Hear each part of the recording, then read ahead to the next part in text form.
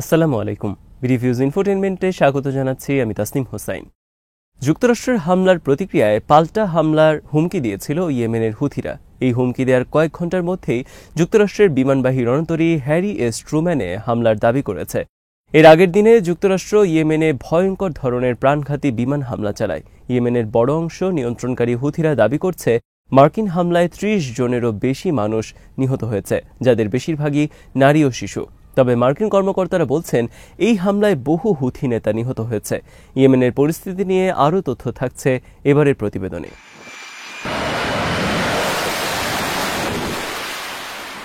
এই হামলাগুলো এমন এক সময় ঘটেছে যখন হুথিরা হুঁশিয়ারি দিয়েছিল যে তারা লোহিত সাগরে ইসরায়েলগামী জাহাজগুলোর ওপর আবার আক্রমণ শুরু করবে। মূলত গাজায় ইসরায়েলের অযাচিত অবরোধ তৃতীয় সপ্তাহে পদার্পণ করার প্রতিক্রিয়ায় হুথিরা এই সিদ্ধান্ত নেয়। এর আগে বিগত ১৫ মাসে গাজায় ইসরায়েলি হামলার প্রতিক্রিয়াতেও হামাসের সমর্থনে লোহিত সাগরে ইসরায়েলগামী জাহাজের চলাচলে বাধা দেয় হুথিরা। মাঝে কিছুদিন বন্ধ থাকার পর ইসরায়েলের গাজা অবরোধের প্রতিক্রিয়ায় আবারও হুথিরা সেই কর্মতৎপরতা শুরু করেছে।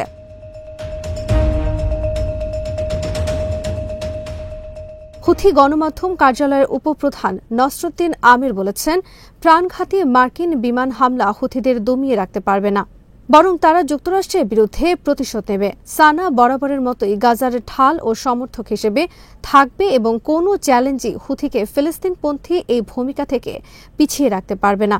হুথিদের ইসরায়েলি জাহাজ অবরোধের ঘোষণা দেওয়ার কয়েকদিন পরেই যুক্তরাষ্ট্র এই হামলাগুলো পরিচালনা করল।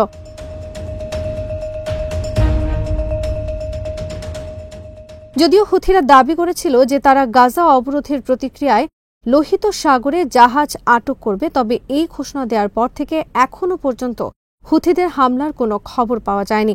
হুথিরা ইসরায়েলের গাজা যুদ্ধ শুরুর পর থেকে এই বছরের জানুয়ারি পর্যন্ত ১০০টিরও বেশি বাণিজ্যিক জাহাজে ক্ষেপণাস্ত্র ও ড্রোন হামলা চালিয়েছে।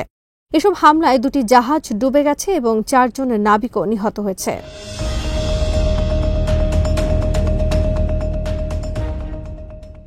হুথি সামরিক বাহিনীর মুখপাত্র ইয়াহিয়া সারি দাবি করেছেন তাদের বাহিনী সর্বশেষ প্রতিক্রিয়ায় যুক্তরাষ্ট্রের বিমানবাহী রণতরী হ্যারি এস ট্রুম্যানের বিরুদ্ধে একটি সাহসী অভিযান পরিচালনা করেছে।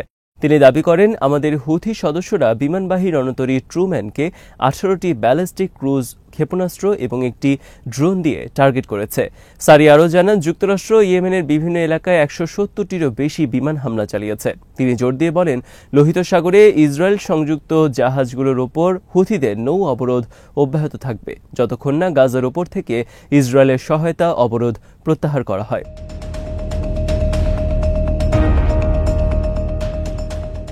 মার্কিন প্রেসিডেন্ট ডোনাল্ড ট্রাম্প শনিবার ইয়েমেনে হামলার সূচনা ঘোষণা করেছেন।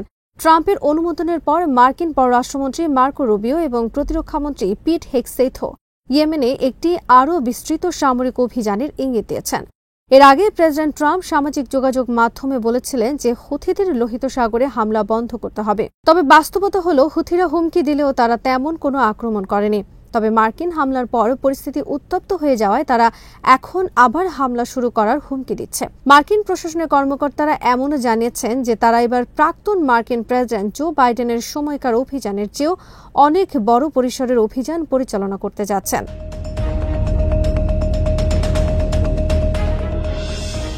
বাইডেনের সময়ে শুধু ক্ষেপণাস্ত্র লঞ্চারের উপর হামলা চালানো হতো, কিন্তু ট্রাম্পের নতুন প্রশাসন বলছে তারা হুথিদের উপর সরাসরি হামলা চালাবে। মার্কিন প্রতিরক্ষামন্ত্রী পিট হেগসেথ ফক্স নিউজকে বলেন, যুক্তরাষ্ট্র হুথিদের ওপর আক্রমণ চালিয়ে যাবে যতক্ষণ না তারা ঘোষণা করে যে তারা আর জাহাজ বা ড্রোনের ওপর হামলা চালাবে না। যে মুহূর্তে হুথিরা বলবে যে আমরা তোমাদের জাহাজ বা ড্রোনের উপর গুলি চালানো বন্ধ করছি, তখনই এই অভিযান শেষ হবে, কিন্তু ততক্ষণ পর্যন্ত এটি নিরবচ্ছিন্নভাবে চলতে থাকবে।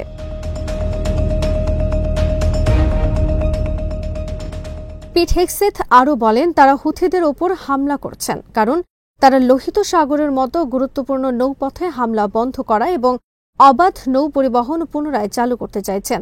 আপাতত যুক্তরাষ্ট্রের প্রধান জাতীয় স্বার্থ এমনটাই। পিট হেগসেথ ইরানকে টার্গেট করে বলেন, ইরান দীর্ঘদিন ধরে হুথিদের সহায়তা দিয়ে আসছে এবং এবার তাদের পিছু হটতে হবে। চ্যাথাম হাউসের বিশ্লেষক ফারিয়া আল মুসলিমি জানিয়েছেন, বিশ্বব্যাপী হুথিদের বিরুদ্ধে কঠোর পদক্ষেপ নেওয়ার বিষয়টিতে পশ্চিমা দেশগুলোর আগ্রহ বেড়েছে। তিনি বলেন, ডোনাল্ড ট্রাম্পের দৃষ্টিতে ইরানের সাথে হুথিদের ঘনিষ্ঠতা রয়েছে। এ কারণে ট্রাম্প হুথিদের ওপর চাপ দিতে চাইছেন, কারণ তার মতে চাপটি হুথিদের দিলেও কার্যত এই চাপটি প্রয়োগ করা হবে ইরানের ওপর।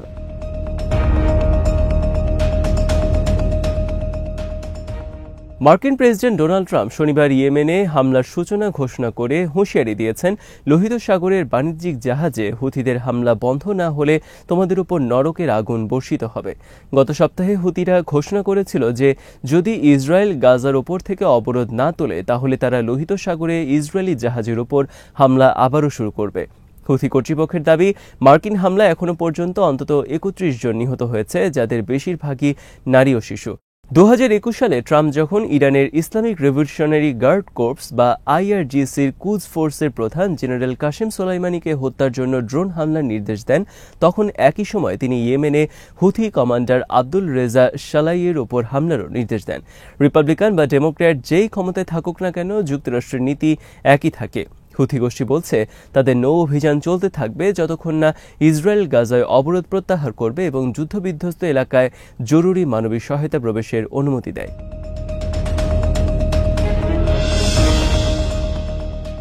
এদিকে সিবিএস নিউজকে দেওয়া সাক্ষাৎকারে মার্কিন পররাষ্ট্রমন্ত্রী মার্কো রুবিও বলেন, যুক্তরাষ্ট্রের সামরিক অভিযান ইয়েমেনে চলবে যতক্ষণ না হুথিরা জাহাজে হামলার সক্ষমতা হারায়। এই হামলাগুলো হুথিদের বৈশ্বিক শিপিং ও মার্কিন নৌবাহিনীর উপর আক্রমণের ক্ষমতা নষ্ট করার জন্য চালানো হচ্ছে। হুথিরা ইরানের সহায়তা ছাড়া জাহাজে হামলা চালানোর সক্ষমতা অর্জন করতে পারত না। যুক্তরাষ্ট্রের স্থল অভিযানের কোনো পরিকল্পনা নেই।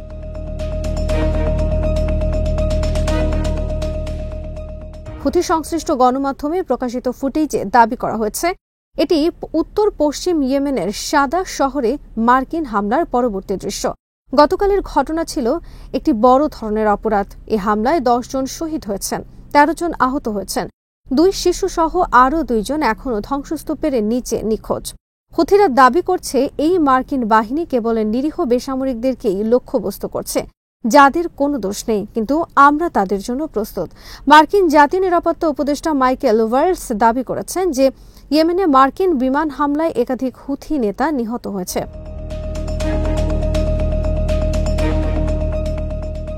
তিনি বলেন, এটি ছিল একটি ব্যাপক প্রতিক্রিয়া যা আসলে একাধিক হুথি নেতাকে টার্গেট করে এবং তাদের হত্যা করেছে। পার্থক্য এখানে হল 1, সরাসরি হুথি নেতৃত্বকে টার্গেট করা এবং 2, ইরানকে দায়ী করা। কেননা পশ্চিমারা মনে করে ইরান বারবার হুথিদের অর্থায়ন করছে, সামরিক সরঞ্জাম সরবরাহ করছে, প্রশিক্ষণ ও টার্গেটিং সহায়তা দিয়েছে, যা কেবলমাত্র মার্কিন যুদ্ধজাহাজ নয় বরং বৈশ্বিক বাণিজ্যকেও ক্ষতিগ্রস্ত করেছে এবং বিশ্বের 2টি গুরুত্বপূর্ণ সামুদ্রিক রুট বন্ধ করতে সহায়তা করেছে।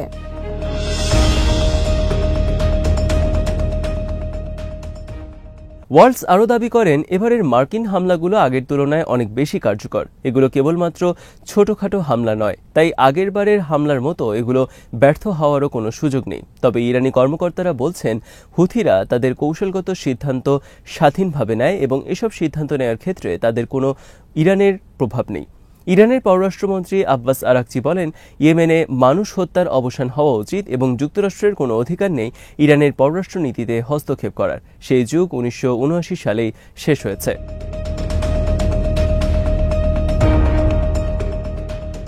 হুথি বা আনসারুল্লাহ আন্দোলনের যোদ্ধারা 2004 সাল থেকে ইয়েমেনের সক্রিয় একটি সামরিক ও রাজনৈতিক গোষ্ঠী, যা বিশেষ করে সৌদি আরব, সংযুক্ত আরব আমিরাত এবং যুক্তরাষ্ট্রের সঙ্গে সংঘাতে জড়িত। হুথিদের সবচেয়ে বড় শক্তির উৎস তাদের উন্নত ব্যালিস্টিক ও ক্রুজ ক্ষেপণাস্ত্র এবং আত্মঘাতী ড্রোন।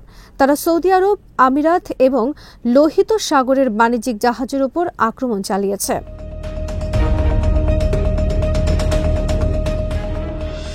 হুথিরা নৌসীমায় বিস্ফোরক বোঝাই ড্রোন, বোট এবং মাইন ব্যবহার করে শত্রুপক্ষের জাহাজ ধ্বংস করার কৌশল রপ্ত করেছে। একই সাথে হুথিরা পার্বত্য অঞ্চলে গেরিলা কৌশলে লড়াই করতে দক্ষ, যা সৌদি সমর্থিত বাহিনী এবং মার্কিন অভিযানের জন্য বড় চ্যালেঞ্জ হয়ে দাঁড়িয়েছে।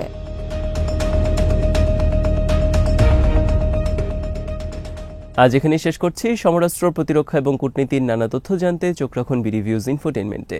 চ্যানেলটি ভালো লাগলে সাবস্ক্রাইব করুন, সংযুক্ত থাকুন আমাদের ফেসবুক পেজে। আল্লাহ হাফেজ।